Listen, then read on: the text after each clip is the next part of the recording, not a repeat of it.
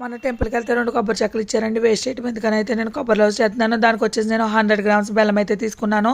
దానిలో కొద్దిగా వాటర్ వేసి బెల్లం అయితే బాగా కరగబెట్టేశానండి. దానిలో కొద్దిగా ఇలాచీ పౌడర్ కూడా వేసుకున్నాను. ఇది కూడా వేసుకుని బాగా తిప్పేసుకున్నానండి. నేను ముందే కొబ్బరి తిరుగుడు అయితే తీసుకుని పక్కన పెట్టుకున్నాను. అది కూడా వేసాను. వేసేసి బాగా తిప్పేయాలండి. ఒక 5 నిమిషాల పాటు తిప్పుతూనే ఉండాలి.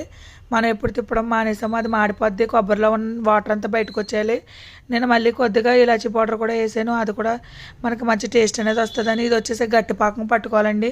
మనకు ఒక 20 డేస్ వరకు నిల్వ ఉంటుంది. చూడండి ఇలాగైతే మనం గట్టి పాకం పట్టుకోవాలి. ఇలా పట్టుకుంటే మనకి ఎక్కువ రోజులు నిల్వ ఉంటుంది. కొబ్బరి లడ్డు వంట చేసుకున్నప్పుడు మాత్రం మనం ఎప్పుడైనా సరే గట్టి పాకమే పట్టుకోవాలండి. చాలామంది పలుచగా పట్టేస్తారు, అది నిల్వ ఉండదు, బూజు అనేది వచ్చేస్తుంది. ఇది వచ్చేసి మనకి ఒక 20 డేస్ వరకు అనేది నిల్వ ఉంటుంది. కానీ టేస్ట్ కూడా చాలా బాగుంటుంది. ఒకసారి ట్రై చేయండి. ట్రై చేసి నాకు కింద అయితే కామెంట్ చేయండి. నా వీడియో నచ్చితే కనుక please like and share and subscribe. నా వీడియో లైక్ చేసే వాళ్ళు ప్రతి ఒక్కరికి చాలా థ్యాంక్స్.